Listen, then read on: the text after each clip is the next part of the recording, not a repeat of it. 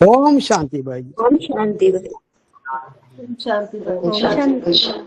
ओम शांति भाई जी, हाँ मेरा सवाल है कि महाभारत में संजय को धृतराष्ट्र को बताते हैं, तो वो धृतराष्ट्र संजय से पूछता है कि संजय, इस युद्ध भूमि में क्या हो रहा है, तो हम इसको हद में और बेहद में कैसे लागू करेंगे। धृतराष्ट्र संजय से पूछता है कि इस युद्ध भूमि में क्या हो रहा है, हद में और बेहद में। हद में तो संजय का पाठ तो भाई जी ब्रह्मा का है ना। जो हद में जो महाभारत की कहानी बताई, ऐसा कोई अंधा धृतराष्ट्र तो है नहीं, ये तो बेहद की बात है, और संजय भी बेहद की बात है। और धृतराष्ट्र जिसने राष्ट्र की धन संपत्ति को धर लिया, अपने अंडर द कंट्रोल ले लिया। जब ब्रह्मा बाबा ने शरीर छोड़ा तो प्रकाश मणि दादी ने सारे यज्ञ का कंट्रोल अपने अंडर ले लिया। तो धृतराष्ट्र हुई या नहीं हुई? धृतराष्ट्र भी हुई और गांधारी भी हुई। तो ऐसी एडवांस पार्टी के अंदर बाबा ने स्वेच्छा से शरीर त्यागने के बाद या बाबा गुप्त होने के बाद माया बेटी जो है इस्लाम धर्म की पूर्वज, सारे यज्ञ का कंट्रोल सत्ता अपने हाथ में ले लेती है, जोर जबरदस्ती छीना झपटी करके। हो गया धृतराष्ट्र का पाठ, जिसने अन्याय पूर्वक राष्ट्र की धन संपत्ति धर ली, अपने अंडर दी कंट्रोल ले ली अन्याय पूर्वक। तो वो धृतराष्ट्र हो गया। अभी संजय कौन? संजय को पूछा कि युद्ध भूमि में क्या क्या हो रहा है, मुझे खबर दे दो। तो संजय, बाबा ने बोला कि जो ब्रह्मा की आत्मा है वो तो सूक्ष्म शरीरधारी है, उसको अपना शरीर नहीं है। और जो सूक्ष्म शरीरधारी है वो कहीं भी जा सकता है, कहीं भी प्रवेश कर सकता है, और कहीं से भी खबर ला सकता है या नहीं ला सकता कि यज्ञ में कहा क्या चल रहा है, कहा ज्ञान के अस्त्र शस्त्र की धार लग रही है, कहा ज्ञान के अस्त्र शस्त्र तैयार हो रहे हैं, और कहा ज्ञान के अस्त्र शस्त्रों की युद्ध हो रही है। तो वो संजय है ब्रह्मा की आत्मा। और ब्रह्मा की आत्मा किसी शरीर में प्रवेश करके वो खबरी बनेगा, खबर देने वाला। यहां ऐसे चल रहा है, वहां वैसे चल रहा है। तो कोई पाठधारी होगा जरूर चैतन्य में, जिसमें प्रवेश करके संजय का पाठ बजाता है, धृतराष्ट्र को वो खबर पहुंचा देता है। भाई जी, जो ब्रह्मा की आत्मा प्रवेश करके पाठ हो जाती है, क्या उसी ग्रुप की आत्मा है वो? ब्रह्मा की आत्मा क्या? जो ब्रह्मा की आत्मा है ना, हाँ, तो किसी ग्रुप में प्रवेश करके पाठ हो जाती है, तो वो कौन सी ग्रुप की आत्मा है? कौन से ग्रुप की आत्मा है? मतलब आपका कहना है जो इस्लाम धर्म का पूर्वज है उसके ग्रुप की आत्मा है क्या, ऐसा प्रश्न पूछ रहे हैं आप? हाँ जी। अभी वो बात तो पक्की नहीं है। ब्रह्मा की आत्मा जो है वो तो अभी अष्टदेव में भी प्रवेश कर रही है, जगदम्बा में भी प्रवेश कर रही है।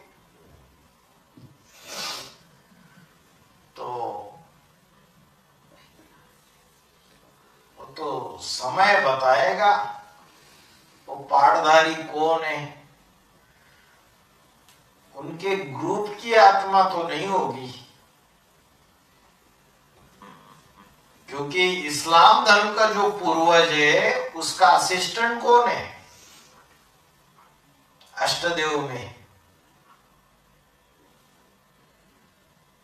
कौन है? निकृति बताइए ना। हाँ, निकृति, मुस्लिम धर्म का पूर्वज, निकृष्ट जिसकी कृति है वो असिस्टेंट है उसका। उसको बाबा ने बोला चित्रगुप्त, जिसको चौपड़ा दे दिया कि लिखो सबके जो भी कर्मों का हिसाब किताब, लेखा जोखा। चित्रगुप्त जिसका चित्र गुप्त रखा, ब्राह्मण परिवार में भी वो जो बहन है, जो मुस्लिम धर्म का पूर्वज, उसके बारे में जो ज्यादा बड़े पाठधारी है उनको भी पता नहीं है, उनसे भी गुप्त है वो। इसलिए बाहर की दुनिया में भी मोहम्मद का जो चित्र है वो दिखाते नहीं। इंटरनेट ढूंढो, क्राइस्ट तो 2000 साल पहले आया और प्रॉफिट मोहम्मद 1400-1500 साल पहले आए, तो भी प्रॉफिट मोहम्मद का चित्र कहीं भी इंटरनेट पे, गूगल पे नहीं मिलेगा, किसी किताबों में नहीं मिलेगा, लेकिन जीसस क्राइस्ट का मिलेगा, उसके पुराना होते हुए भी। तो वो मुस्लिम धर्म वाले इमेज को मानते नहीं है, बोलते एक अल्लाह ताला है, एक शिव बाबा, दूसरा न कोई, निराकार। साकार का महत्व उनके बुद्धि में बैठता ही नहीं है। तो वो हो सकता है मुस्लिम धर्म का पूर्वज संजय, क्योंकि ये जो इस्लाम धर्म की पूर्वज है धृतराष्ट्र या गांधारी, ये तो गुप्त गुप्त रहती है, मकान चेंज करती रहती है, इधर से उधर भागी भागी फिरती रहती है बाबा गुप्त होने के बाद। अभी तो केस भी रजिस्टर्ड हो गया है, एफआईआर रजिस्टर्ड कर दी है पुलिस ने। तो गुप्त गुप्त रहेगा तो महाभारत जो युद्ध चल रही है उसमें क्या चल रहा है, यज्ञ में कैसे खबर मिलेगी? तो संजय के द्वारा। हाँ, तो संजय के द्वारा खबर मिलती है। तो कोई होगा पाठदारी, टीवी खोल देती है, असिस्टेंट। बाजी ओम शांति।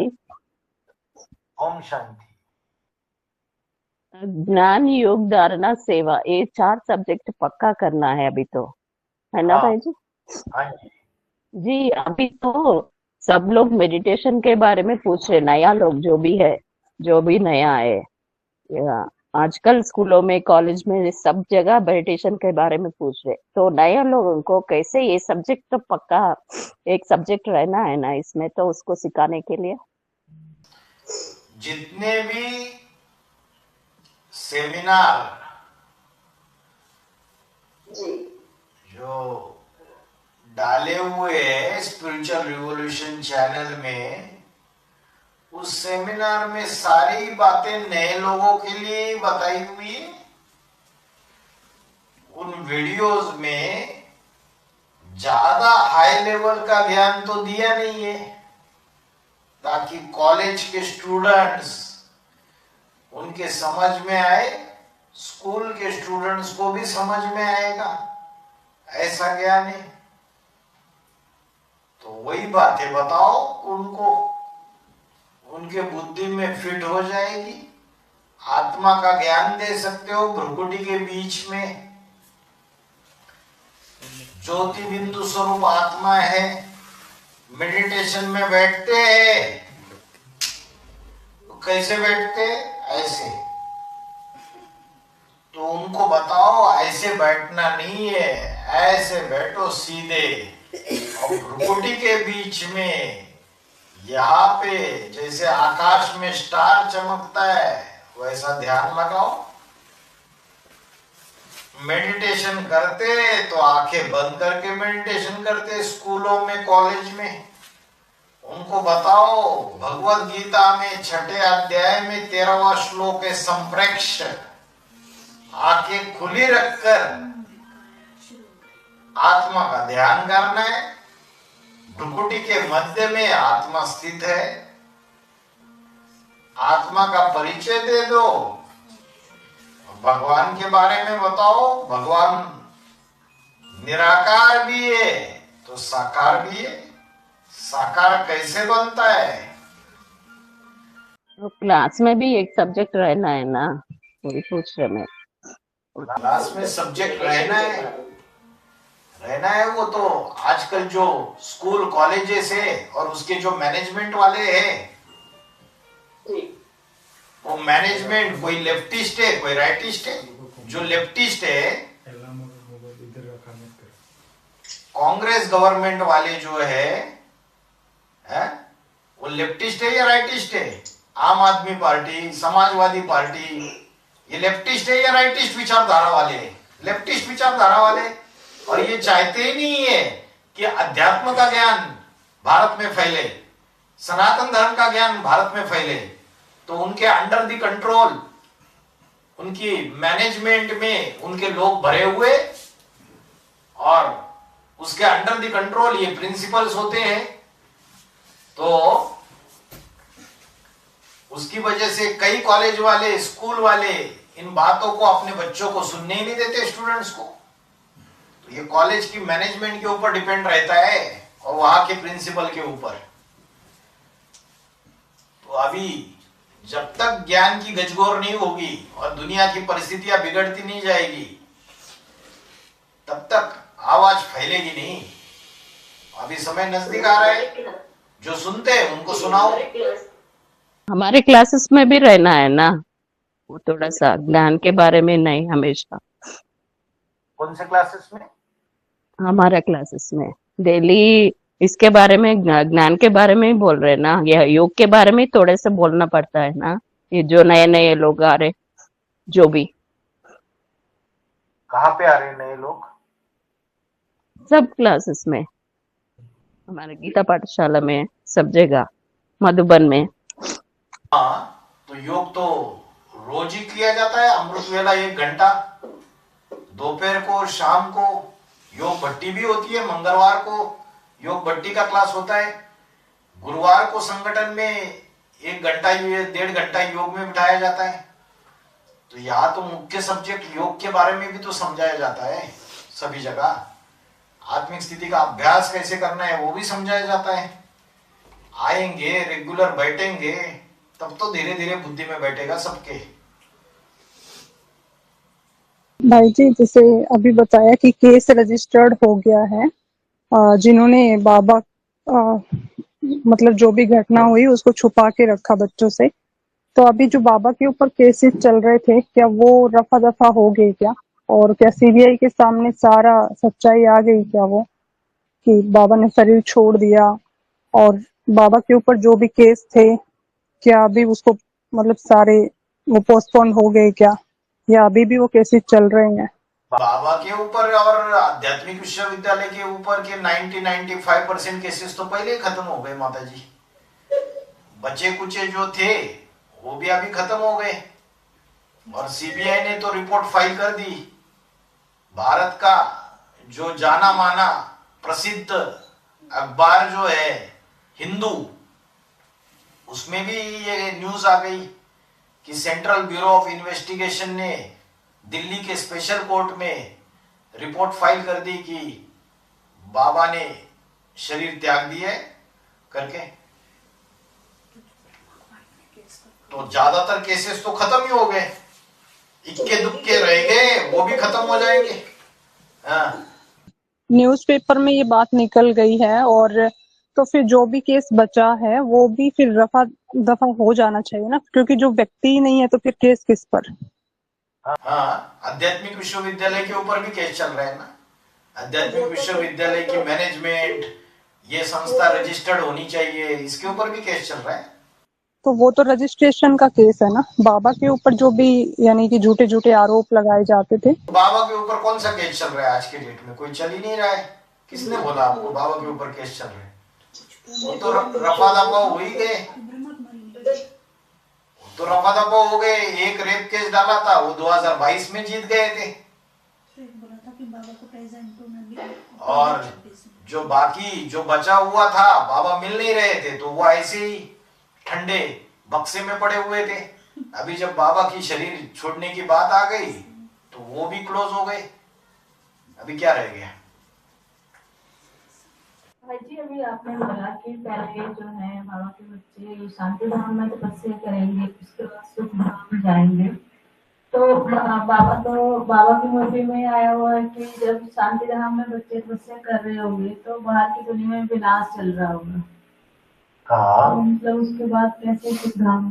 बाबा ने बोला है शांति धाम और सुख धाम के गेट एक साथ खुलेंगे। दिल्ली में एक तरफ सुख धाम चालू होगा, 8 की छोटी राजधानी स्वर्ग की तैयार हो जाएगी, और दूसरी तरफ 8 छोड़ के जो बाकी के बच्चे हैं वो तपस्या धाम में तपेंगे, और जब तपस्या उनकी पूरी हो जाएगी तब वो सुख धाम में ऐड होंगे। पहले 8, फिर 108, फिर 1000 स्वर्गीय संगठन बनेगा। इसलिए बोला नरक की दुनिया के बीच स्वर्ग का वर्षा देता हूं। विनाश तो चलता रहेगा, एक तरफ हाहाकार, दूसरी तरफ जय जयकार। तपस्या पूरी हो गई, फिर सुख धाम में ऐड होंगे, स्वर्ग की दुनिया में, संगम युगी स्वर्ग, वैकुंठ, जहां अतीन्द्रिय सुख का अनुभव करेंगे बच्चे। विनाश का उस बिल्डिंग पर कोई असर नहीं पड़ेगा। अभी बिल्डिंग होगी या क्या होगा ये थोड़ी बताया। जहां भी होंगे, यमुना के कंठे पे स्वर्ग स्थापन होता है, जहां भी होंगे दुनिया वाले भी समझेंगे इस बात को, अरे ये तो इतने सुख में है, सारी दुनिया में त्राही त्राही हो रही है। वो पर्टिकुलर जो एरिया रहेगा तो विनाश हो जाएगा, फिर उसके बाद कैसे होगा? कैसे होगा? कैसे मतलब हम लोग कैसे सर्वाइव करेंगे? सर्वाइव करेंगे, लास्ट में बर्फ में दबना पड़ेगा सबको। बिल्डिंग तो एक मंजिल भी नहीं बचेगी, बर्फ में दबना पड़ेगा, और बर्फ में दबेंगे तो बचा कुचा किसी का देहाभिमान होगा वो भी खलास हो जाएगा। आत्मिक स्थिति में फाउंडेशन जो पड़ा है आत्मिक स्थिति का, अंत में वही काम आएगा। अशरीर बनने की अभ्यास काम में आएगा। तो जिसने जितना ज्यादा अभ्यास किया है वो बर्फ में दबेंगे और आत्मिक स्थिति में बुद्धि लटकी रहेगी परमधामी स्टेज में। तो जब तपस्या पूरी हो जाएगी, देहाभिमान पूरा कटेगा, तो वो बर्फ हट जाएगी और अपने शरीर को धारण करते हुए उड़ जाएंगे, इधर उधर विचरण करना चालू कर देंगे, और 100% अवस्था होगी, वो संपन्न अवस्था रहेगी। स्वर्गीय दुनिया चालू। स्वर्गीय दुनिया है क्या? स्व मना आत्मा, ग मना गया, 100% आत्मिक स्थिति में टिक गया, संपन्न स्थिति बन गई, कोई विकार नहीं। तपस्या धाम में तो भाई जी उन्हीं की तपस्या चलेगी जो आधी पाप आत्माएं बची हुई है ना, जो पुण्य आत्माएं वो तो सुख धाम में आ जाएंगी डायरेक्ट। हाँ, जैसे कि अष्टदेव होंगे, अष्टदेव सुखधाम में जाएंगे, तो विजय माला के जो 8 बन के वो भी सुखधाम में जाएंगे, लेकिन बाकियों को नंबरवार तपस्या में तपना ही पड़ेगा। तो जो मतलब सूक्ष्म शरीरधारी होंगे उनकी भी तो उन्होंने भी तो तपस्या करके अपने आप को पावन बना लिया होगा। वो आप में प्रवेश करके करेंगे तपस्या। बाबा ने बोला कि सूक्ष्म शरीरधारी जो है उनको भी स्थूल शरीर धारण करा के सजाए देंगे। तो सजाए हम भोगेंगे कि वो भोगेंगे? वो आपसे हिसाब किताब रहेगा पूर्व जन्मों का। वो कष्ट हम काटेंगे कि वो काटेंगे? जो दुख भोगती है वो आत्मा भोगती है या शरीर भोगता है? आत्मा भोगती है दुख। दुख और सुख आत्मा भोगती है। लेकिन उस शरीर के द्वारा हमको अनुभव होगा क्या? अनुभव जब आप निराकारी स्टेज में टिके रहेंगे तो आपको कम अनुभव होगा, और आपका हिसाब किताब उसके साथ रहेगा तो आपको भी थोड़ा दुख होगा, लेकिन उसके मुकाबले कम होगा, उसको ज्यादा होगा। मात्रा स्पर्शास्तु कौन्तेय शीतोष्ण सुख दुःखदा आत्मा पाइनो नित्यातान तितिक्षस्व भारत। ये इंद्रियों के सुख तो आने और जाने वाले हैं, ये नित्य नहीं रहते। इसलिए ये अर्जुन तू उनको सहन कर। सुख दुख और सर्दी गर्मी देने वाले हैं। तो जब संपन्न अवस्था बनेगी या तो कर्मातीत अवस्था बनेगी तो देह का भान रहेगा ही नहीं, तो मुर्दा बन जाएंगे। जैसे मुर्दे को डंडे से पीटो, दुख होगा उसको? नहीं होगा। जब आत्मा अलग और शरीर अलग ऐसी अवस्था बन जाएगी तो शरीर को दुख दर्द कोई भी चीज, सर्दी गर्मी कुछ महसूस ही नहीं करेगी आत्मा। ओम शांति।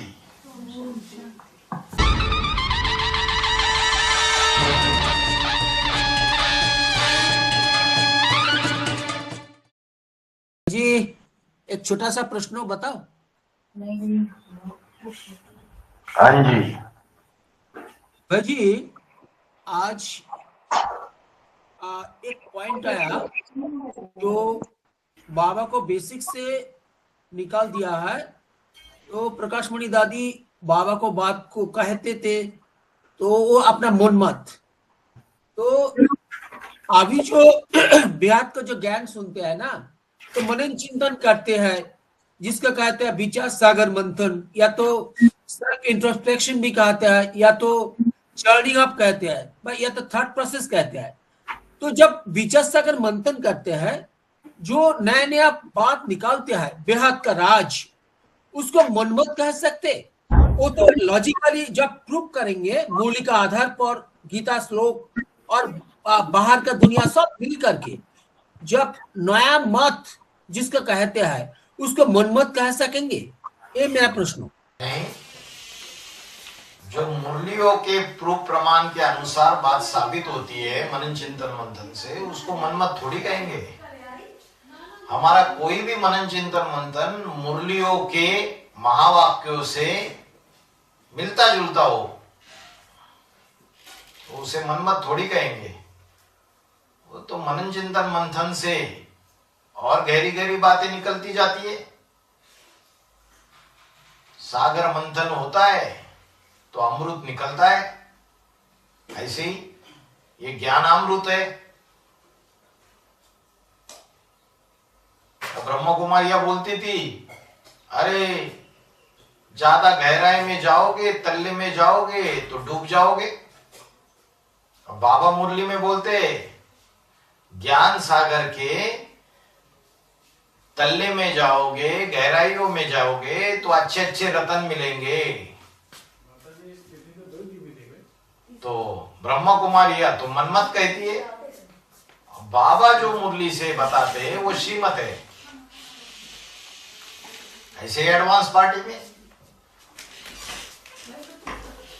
अभी जो सेमिनार में बड़ो भाई ने जो बताते हैं ना, तो टैली करके बाहर का दुनिया और वर्तमान अवस्था के ऊपर मूली का आधार, वो मूली डायरेक्ट नहीं कहते, लेकिन गीता श्लोक के आधार पर जो कहते हैं, तो दुनिया वाली कहते हैं ये विधर्मी का बात है, ये अपना मनमत देते हैं। ये तो साबित नहीं होता है ना। दुनिया में तो हर धर्म की आत्मा है। कोई कच्चे हिंदू कन्वर्ट हुए दूसरे दूसरे धर्मों में, ऐसी आत्माएं भी है। अभी जब तक बाप की पढ़ाई ना पढ़े तब तक कैसे समझेंगे? आगे चल के तो सब मानने लगेंगे। बाबा ने बोला है 100 को सुनाओगे तो एक निकलेगा।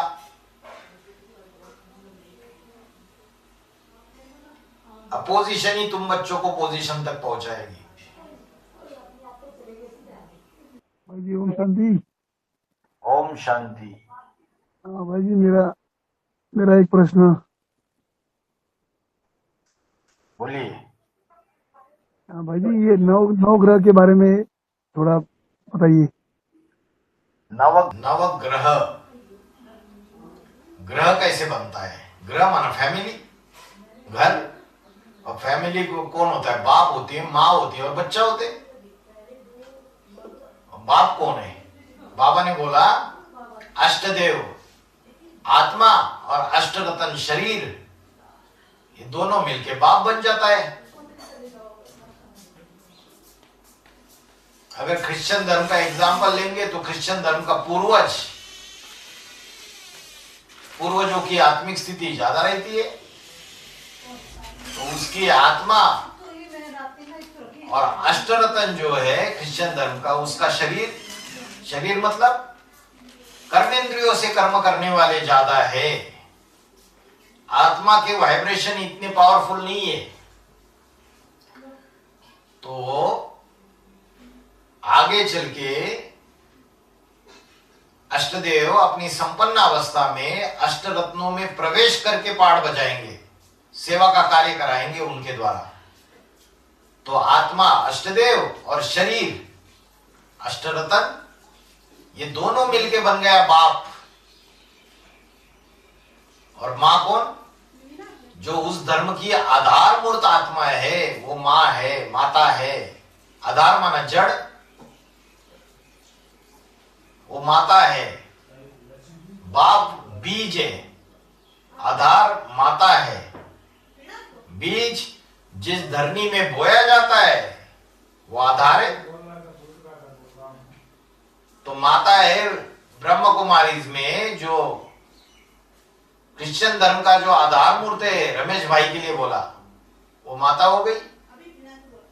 और बच्चा जो ऊपर से आने वाला जो सूक्ष्म बीज है, क्राइस्ट, वो बच्चा हो गया। ऐसे बनता है ग्रह। अभी अष्टदेव के जो परिवार वाले हैं, हर एक अष्टदेव की 1000 भुजाएं बनेगी। तो अष्टदेव के जो परिवार वाले हैं वो उस ग्रह में नहीं आएंगे क्या? आएंगे। और जो अष्टरतन के जो परिवार बनेंगे आगे चल के 2029 के बाद, वो भी उस ग्रह परिवार में आएंगे। और जो आधार मूर्त है ब्रह्म कुमारीज में, रमेश भाई के जितने फॉलोअर्स, वो भी उस ग्रह परिवार में आएंगे। और जो ऊपर से आने वाला सूक्ष्म बीज है क्राइस्ट, उस क्राइस्ट के जितने फॉलोअर्स है बाहर की दुनिया में 300 साढ़े 300 करोड़, वो सारे के सारे उस परिवार में आएंगे। तो एक ग्रह तैयार हो गया। इसलिए बोला ये सारी दुनिया 9 ग्रहों के अंडर द कंट्रोल है। तो आए या नहीं आया ग्रह समझ में? ऐसे हर धर्म का, ऐसे 9 ग्रह। भाई जी, भक्ति मार्ग में 5वें नंबर मन का को 4थे नंबर में दिखाया है। बोलते हैं ब्रह्मा मुरारी त्रिपुरा अंतकारी भानु शशि भूमि सुतो बुधस्य। 4था नंबर में बुधस्य को, पुत्र को बोला सुतो बुधस्य। गुरश्च शुक्र शनि राहु केतव सर्वे ग्रह शांति करा भवंतु। तो 4 नंबर दिखाया भक्ति मार्ग को। हाँ, वो तो भक्ति मार्ग में अलग अलग तरीके से जिसने वो शास्त्र लिखे उसने वैसे नंबर बना दिए। बाबा ने क्या बताया? बाबा ने तो यही क्रम दिया ना, पहला, दूसरा, तीसरा, चौथा, पांचवा। बाबा ने जो क्रम बताए उसके अनुसार देखना है। बाबा ने तो ये भी बोला 2702 नंबर में और 2711 में 5वां है या 4था है। क्योंकि पहले नंबर का अष्टदेव वो तो भगवान का पाठधारी हो गया। तो चंद्रवंशी का जो पूर्वज है वो पहला हो गया, इस्लाम धर्म का पूर्वज दूसरा नंबर हो गया, बौद्ध धर्म का पूर्वज तीसरा नंबर हो गया, तो क्रिश्चियन धर्म का पूर्वज 4था नंबर हो गया। भाजी, सोनीपत में एक संजय पनेसर अपने एडवांस का भाई है। गीता जयंती के ऊपर उपलक्ष्य में उन्होंने एक ग्रुप निकाला जो रोड में चला जुलूस, और जहां तहां कहीं कहीं बाबा का फोटो और छोटी माँ का फोटो लगाया, जिसको बेसिक वालों ने बहुत विरोध किया और पुलिस को केस किया। वो संजय पनेसर का मेरे पास खुद उन्होंने वीडियो भेजा था मेरे को। और बाबा ने क्या बताया है? बाबा ने ये लक्ष्य दिया है। बाबा ने तो लक्ष्य दिया, गीता का भगवान कृष्ण नहीं शिव शंकर भोलेनाथ है, ये बात साबित करो। ऐसे सिर्फ फोटो रखने से बातें साबित हो जाएगी? कल जाके उसको पूछेंगे कि तुम जो बाबा का फोटो रख रहे हो उनको दिखाओ, कहाँ है? दिखा पाएगा वो? खुद पता है उसको और उसके फॉलोवर्स को खुद पता है कि जो बाबा का जो फोटो दिखाएगा वो बाबा कहाँ है। तो जितनी अपनी अपनी भावना है, श्रद्धा है, उसके आधार से सेवा कर रहे। बाकी बाबा ने जो उस बात को जोर दिया कि भगवान सर्वव्यापी नहीं, ये बात तुम उठाओ, और दूसरी बात पे जोर दिया कि गीता का भगवान कृष्ण नहीं है, शिव शंकर भोलेनाथ है। तो जो गीता महोत्सव हुआ कुरुक्षेत्र में, उसमें हमारा भी एक स्टॉल लिया गया था बड़ा, और माताओं ने 15-20 दिन खूब सेवाएं की। उसकी वीडियो भी डाली हुई है चैनल में। एक एक आत्मा की सेवा की, जितने लोग वहां पे आए उनको संदेश दिया, गीता का भगवान कृष्ण ने शिव शंकर भोलेनाथ है, बड़ा पोस्टर लगा दिया। भाई जी, तो अभी अभी जो आपने बोला ना, जो गीता महोत्सव में, तो बाबा के जो भूल के ऊपर जो वीडियो निकाला ना, उसको बाबा का जो जो वाक्य हुआ, महावाक्य, तो उसको सुप्रीम कोर्ट में साबित करना पड़ेगा लॉ पॉइंट के आधार पर, क्योंकि वो एक बहुत इंपॉर्टेंट वीडियो होता, तो उसमें ही सारा राज है गीता का। भगवान किसका कहता है, भगवान सर्वव्यापी नहीं है, ऐसा माफिक वो बहुत इंपॉर्टेंट कैसेट है, उसको ऊपर ही वो लीगली वो एस्टेब्लिश कर सकते, और वो पूरा से पूरा जो महावाक्य को ट्रांसलेशन करके, इंग्लिश में ट्रांसलेशन करके, वो सुप्रीम कोर्ट या अपेक्स कोर्ट में जाकर जो चीफ जस्टिस के पास जा सकते, और अलग अलग जो जो है जो लीगल पॉइंट और स्क्रिप्चर जो है ना, धर्मीय स्क्रिप्चर, उसको आधार पर वो साबित कर सकते ना, कर सकते हैं ना। तो बाबा ने लक्ष्य दिया ही है, करना ही है। उसके पहले डायरेक्टली कोर्ट में नहीं जाना है। पहले तो बड़े बड़े जो इंटेलेक्चुअल्स है उनसे जाके मिलके, उनको बात समझा के उनसे ओपिनियन लेने हैं, ओपिनियन फॉर्म भरवाने हैं, डिजिटल कैंपेनिंग करनी है। जब सारे भारत में बातें फैल जाएगी, बातें मीडिया में आ जाएगी, तब जाके केस डालना है। तो होगा 1-2 सालों में सारी चीजें आगे बढ़ेगी। और काल हमारा जो मधुबन में BCD 2521 कैसेट चली ना, उसमें खास करके एक बात बाबा ने जो बोला है, आपके द्वारा जो क्लैरिफिकेशन हुई, जो रामबली आत्मा का शरीर चढ़ना ही पड़ेगा और एक नया शरीर धारण करना ही पड़ेगा, ये पूरा से पूरा साबित हो गया। आपने बोला ये अंडरलाइन करो, तो ये नया शरीर उसको भी पुरुषार्थ करना पड़ेगा, ये मेरा प्रश्न। आत्मा तो संपन्न बन गई ना, तो जो शरीर प्रवेश करेंगे, जिसके द्वारा पाड़ बजाएंगे, उसको शरीर को रिजेनरेट करना है, उसको पुण्य शरीर बनाना है।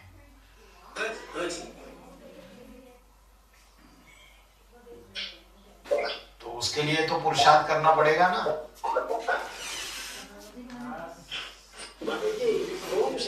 ओम शांति। भाई जी ओम शांति। ओम शांति। सन्मुख नहीं तो याद कैसे होगा, आज मुझ में आया है। हाँ। बाबा तो शरीर त्याग दे दिया, हमें सुबह याद करते रहे, क्या होगा। तो शरीर स्वेच्छा से छोड़ दिया, तो जो राम की आत्मा है वो शिव समान बन जाती है 18-19 में। शिव समान बनने के बाद वो किसमें प्रवेश करती है? अष्टदेव में प्रवेश करती है। तो अष्टदेव में प्रवेश करके अभी बच्चों के साथ ज्ञान की चिटचाट कर रही है, नहीं कर रही है? कर रही है। तो बस सन्मुख पढ़ाई पढ़ा रहे। तो अष्टदेव का शरीर और उसमें हमें प्रजापिता का कैसेट लगा रहे ना भाई जी, सुबह सुबह। हाँ, राम वाली आत्मा का, राम वाली शरीर का कैसेट सुना रहे, देख रहे। तो नहीं, मुरली तो सुननी ही है, याद करने की बात है। दृष्टि जो है, याद करने की जो बात है, तो जो बहन जी कैसेट लगा रही है, उनके बुद्धि में बात नहीं बैठी होगी। उनकी बुद्धि में ये बात बैठी नहीं होगी अभी तक, बार बार समझाने के बावजूद, इसलिए लगा रहे। अभी इस ग्रुप में भी भगत भी है, बाबा के देह से जो अटैचमेंट हो चुका है, लगाव लग चुका है, तो जल्दी उससे बाहर नहीं आ पाएंगे। इसलिए भक्ति करने के संस्कार अभी गए नहीं, तो लगाते हैं, धीरे धीरे मैच्योर बन जाएंगे, तब वो लगाना बंद हो जाएगा। बाकी बाबा के मुरली क्लासेस और डिस्कशन क्लासेस तो सुननी ही है, याद करने की बात बताई बस, ठीक है। हमें कैसे याद करना है? सुबह सुबह सुबह दृष्टि 1 और दृष्टि 2 दो वीडियो क्लासेस ये पब्लिश कर दिए मिशन क्रांति चैनल में। दृष्टि 1 दृष्टि 2, हाँ, मिशन क्रांति चैनल में देखो, उसमें पब्लिश कर दिए। तो जिसको श्रद्धा विश्वास बैठा हुआ है, पक्का पक्का निश्चय बुद्धि है, वो वैसे ही याद करेगा। ठीक है। ओम शांति। ओम शांति भाई जी। ओम शांति भाई जी। ओम शांति भाई जी।